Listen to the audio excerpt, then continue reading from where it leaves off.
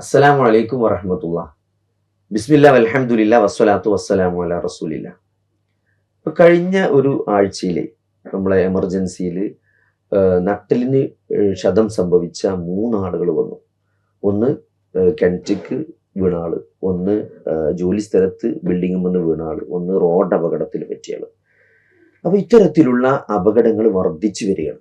അതേപോലെ തന്നെ പണ്ടൊക്കെ എമർജൻസിയിൽ സ്ട്രോക്ക് ആയിട്ട് പക്ഷാഘാതമായിട്ട് ഒരു ഭാഗം തളർന്ന ആളുകളെ കൊണ്ടുവരുമ്പോൾ അതൊക്കെ പ്രായം കൂടിയ ആളുകളായിരുന്നു.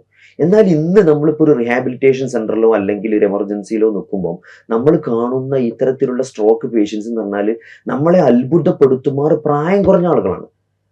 അപ്പൊ അതുകൊണ്ട് തന്നെ ഈ ആളുകളൊക്കെ നമ്മൾ പരിശോധിച്ച് നോക്കിയാൽ ഇവരൊന്നും പിന്നെ ഒരു പൂർണ്ണമായി ജീവിതത്തിലേക്ക് തിരിച്ചു വരുന്നില്ല, ബഹുഭൂരിപക്ഷം ആളുകളും.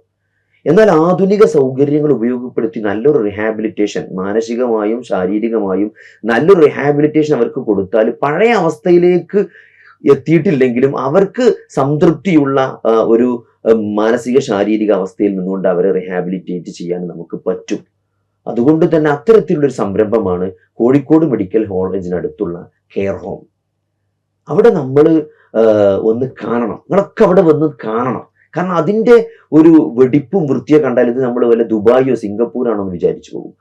അതേപോലെ തന്നെ ക്യാൻസർ, കീമോതെറാപ്പി എടുക്കുന്ന രോഗികൾ, കിഡ്നി മാറ്റി വെച്ച ആളുകൾ, ലുക്കീമിയ ബാധിച്ച ചെറിയ ചെറിയ കുട്ടികൾ, കീമോതെറാപ്പി, ഇവർക്കൊക്കെ വേണ്ടി സുസജ്ജമായ രോഗാണുവിമുക്തമായ ഏറ്റവും ആധുനിക സൗകര്യങ്ങളോട് കൂടിയുള്ള മുറികൾ, ഇതൊക്കെ തികച്ചും സൗജന്യമായിട്ടാണ് അവിടെ കൊടുക്കുന്നത്.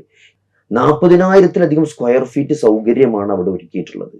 അതുകൊണ്ട് ഇത് നിലനിൽക്കുക എന്നത്, ഇത് മുന്നോട്ട് പോകുക എന്നത് നമ്മുടെ ഒരു സാമൂഹികമായ ബാധ്യതയാണ്. കാരണം ഇത് കാലഘട്ടത്തിന്റെ ആവശ്യമാണ്, ഇത് നമ്മുടെ ആവശ്യമാണ്, നമ്മുടെ നാടിന്റെ ആവശ്യമാണ്. അതുകൊണ്ട് ഈ റമളാനിന്റെ പുണ്യരാത്രങ്ങളിൽ അതിന് നല്ല ഒരു സഹായം നിങ്ങളുടെ ഭാഗത്തു നിന്ന് ഉണ്ടാകണം. റമളാൻ കഴിഞ്ഞാലും നിങ്ങളുടെ മനസ്സിൽ ഈ കെയർ ഹോം നിങ്ങളെ കൂടെ നമ്മുടെ മനസ്സിലുണ്ടാകണം. അതിന് എത്ര ചെറുതാണെങ്കിലും എത്ര നിസ്സാരമാണെങ്കിലും അത് നിങ്ങളത് നൽകണം. ഇത് നമ്മുടേതാണ്, കെയർ ഹോം നമ്മുടെ നാടിൻ്റെതാണ് എന്ന് മനസ്സിലാക്കിക്കൊണ്ട് ആ സൽക്കർമ്മത്തിൽ നിങ്ങൾ പങ്കുചേരുക. അതേപോലെ തന്നെ ഇത്തരത്തിലുള്ള ദുരിതങ്ങളും പ്രയാസങ്ങളിൽ നിന്നൊക്കെ ആളുകളെ അള്ളാഹു കാത്തു രക്ഷിക്കുമാറാകട്ടെ. അതേപോലെ തന്നെ ഈ അസുഖം ബാധിച്ച ആളുകൾക്കൊക്കെ അള്ളാഹു മാനസികവും ശാരീരികവുമായ ഒരു സൗഖ്യം നൽകുമാറാകട്ടെ. ആമീൻ.